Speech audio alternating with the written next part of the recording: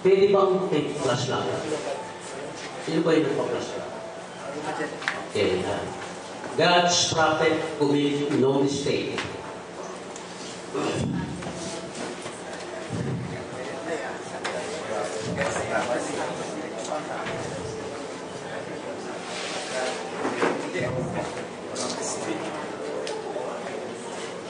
God's prophet or God, yes, search na lang po, commit no mistake. Dahil pero kami na atin na minsan dito sa South na isapig niyang tungkol sa propeta na kamali daw ang propeta, daw. Kasi ito nung sinasabi na kamali, kaya kumamit ako ng daw. Iingat lang po tayo sa salita. Salita mo, ikaw ay atulan, letra, mapatay, pero yung espiritu, ibigay buhay. Hindi ko makuha. God prophet, commit no mistake. God prophet, commit no mistake. Yeah. Commit. Hanapin na lang doon, mga kapatid, hindi lang tayo masyadong familiar kasi sa letter, sa sentence. Pero yun ang nabasa. Yun ang mababasa. O, probably minsan siguro. Kasi may kaibahan kasi pag sinabi Isaiah, ano mo nga, Pastor, wrong search sa God's prophet. sa denomination kasi, nung nag-aaral ako, sa seminaryo, at nung ako'y matuto, naging profesor, ay pinag-aralan namin tatlong bahagi. Ito sa search. Nagkataon, kung hindi nagkataon, meron palang teaching ng propeta na God is perfect and free. Minsan ko nga, mamisinterpret mo pa nga, magamit siya ng Trinity. No mistake. Pero dapat patupunin lang yung thought ng prophet. Tapos hindi mababasa talaga tayo na kung hindi pa makuha mo, God's prophet commit no mistake. God prophet commit. Pero lang po akong, pwede rin natin dalhin dito sa God is perfect and free. Always, maraming application. There are so many applications. Ang mensahe kasi mga kapatid, ang mensahe o ang scripture ay compound meaning, sabi ng propeta. Iba pag sinasabi ng propeta, iba pag ginapag dito sa Brother Branham. Iba yun. Pag sinabi ng Brother Branham, the man.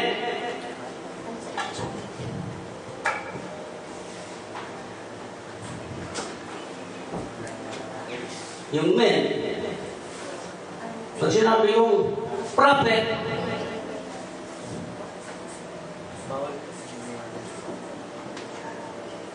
iba rin yan dito. Pag sinabi kong book, may books kasi na sinulat ng propeta, may record yan. So, ito na lang sa God is perfect and free.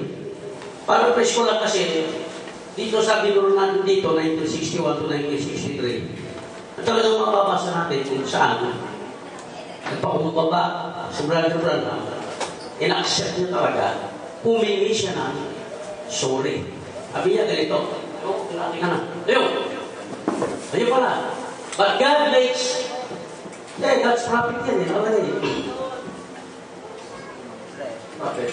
Yes, God makes no mistake.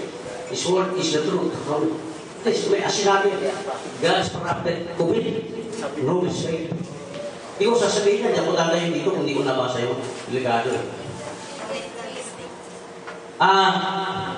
Sinabi natin, men, may tinutukoy ang propeta na ganito ang binabasa. Isaiah the man, ang naging nagkaroon sa sarap ng side, has ups and down like you and me. Isaiah the man, dito, Brother Branham,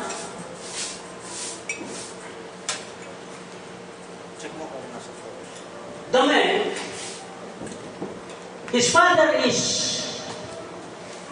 Charles Branham, his mother is Ella Branham, the man, born in sin, shapen in iniquity, speaking lies, subject to mistake. Branham, the man, his father, Charles Brown, meron sinasabi ko sa akin. Sa, palagi sinasabi ni Brother Branham. I say, si Brother Branham ay, ang tatay niya si Charles Branham at ang nanay niya si Ella Branham, born in sin, shapen in iniquity, speaking life. Brother Branham is a result of her mother and father, subject to mistake, prone to mistake. Pero hindi naman pinanganak ni Ella Branham o ni Brother Branham. Si Brother Branham, ang propeta, hindi pinanganak ni Ella at ni Charles. Ang propeta, pinanganak ba? No, sir. O sir, No. pero sasabi pinanganak ni Ella at ni Charles ang propeta. That is a gift. A prophet is a gift. A prophet is not a product of sexual intercourse.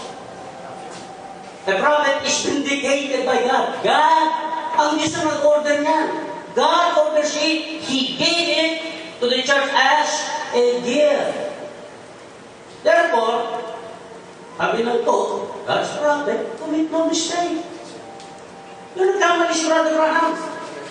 Gusto ko lang itutok kasi 1961-63. Kaya binanggit si Brother Branham sa 1963.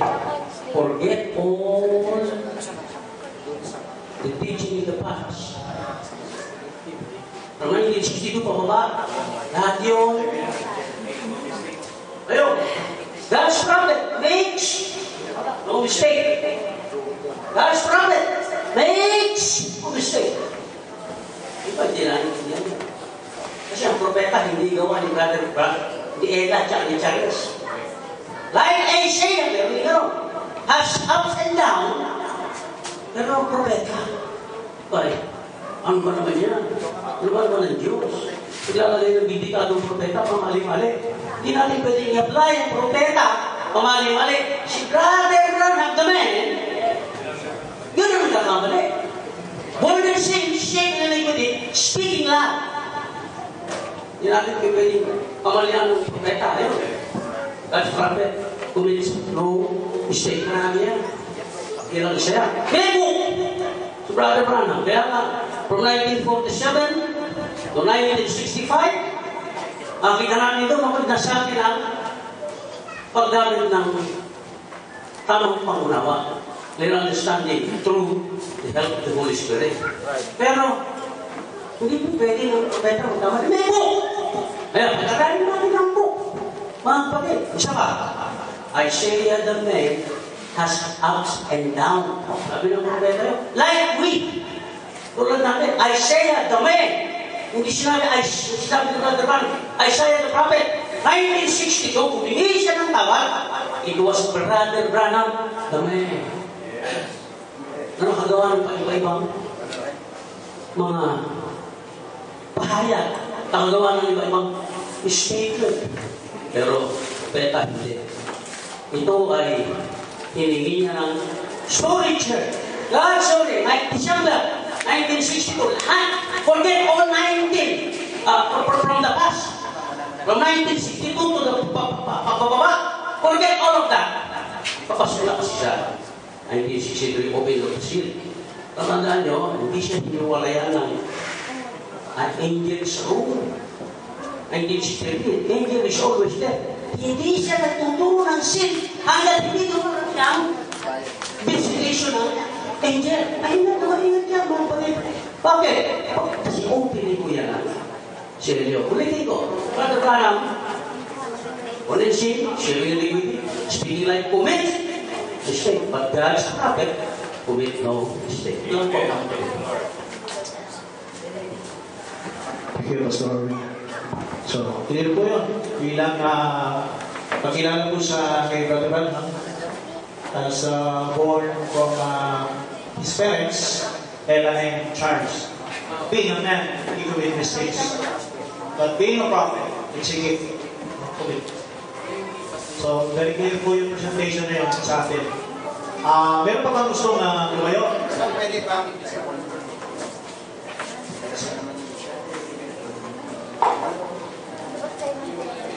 Ang akin ang may sabi dito, mga kapatid, marami kong nabasa ng libro tungkol sa 1970. May sinulat si Colin Kirban at saka yung galing na siya sa mga kuwan rin na araw-araw dito, sa Baptist, sa Church of Christ. Sa aking pagkaintindi, ito hindi talaga ito si Kristo, ang Antikristo ito mga kapatid. Mayroon lang akong sandali may pahayag. Kasi yung 70 weeks, sinabi doon kay Daniel na pagka-order ng itayo ang templo kay Cyrus, itayo ang templo hanggang makatop yung Bisaya, matapos na yung 62 and 7 weeks. After that, katop ang Bisaya. Ngayon, may pang naiwan na 1 week. Yung 1 week, wala pa yan. Kasi dito, involved ng Israel. At saka yung Antichrist nga. Kasi yung Israel, hindi pa yung naniwala dahil sa totoong Bisaya hanggang ngayon. Hindi pa sila naniwala. Yung pinapako nila sa cross, sila pa yung nagsisigaw, ay pako sa'yo. Hindi pa sila naniwala hanggang ngayon. Naghihintay pa sila ng totoong Bisaya. Na akala nila yung Antikristo ang magpakilala ng Bisaya, yun ang paniwalaan nila. Paglitaw ng yung Antikristo, doon sila maniwala kasi yung gusto nila na bahagi ng mga lupa diyan sa Palestine, ibigay yun niya. Kasi itong Antikristo ay very powerful. Kaya na niyang orderan na ibigay yung gusto ng mga Israel. Kaya ito ang tanggapin ng mga Hudiyo. Mamisaya nila. Pero Antikristo ito kasi pagka ibigay na niya yung kapinan na mangyari niyo sa 1 week, i-revise niya, baguhin niya yung kanyang hindi niya tuparin. Ang 7 weeks niya nakuha niyan.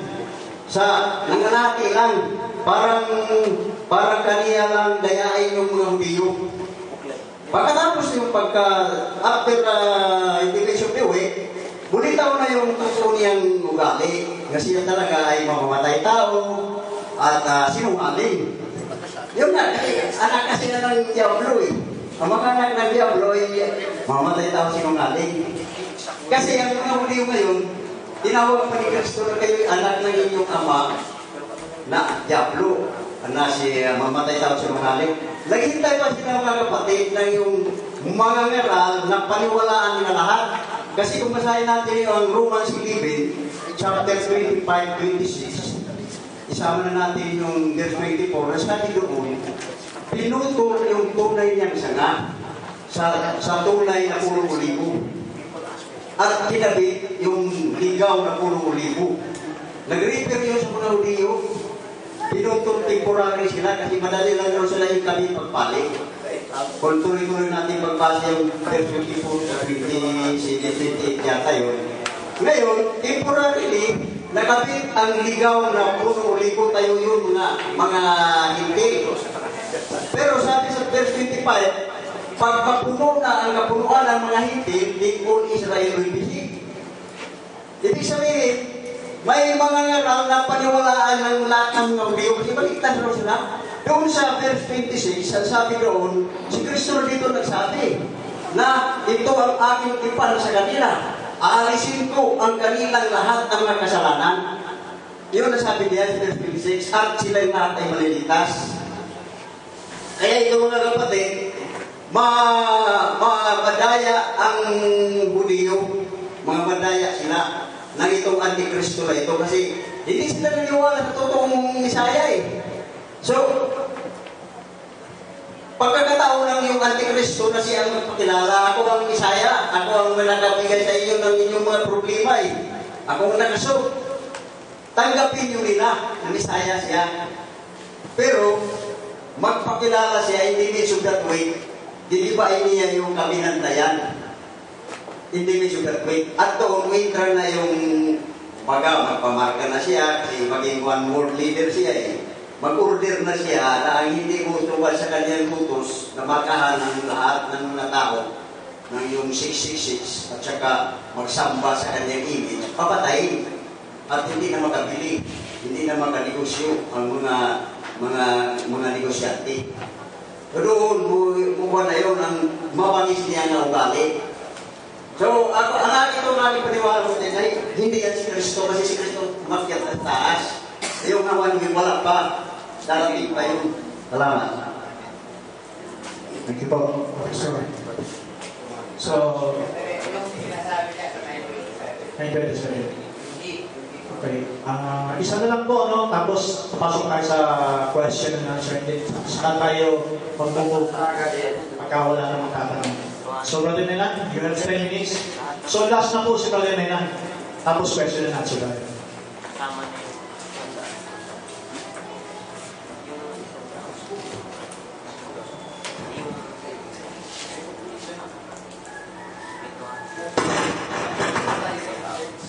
May minutes na yan.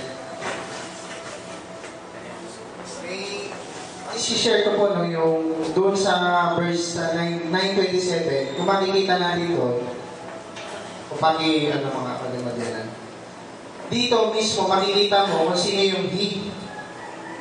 Ngayon, yung covenant, ang gusto kong iyan, parang apologetics ako.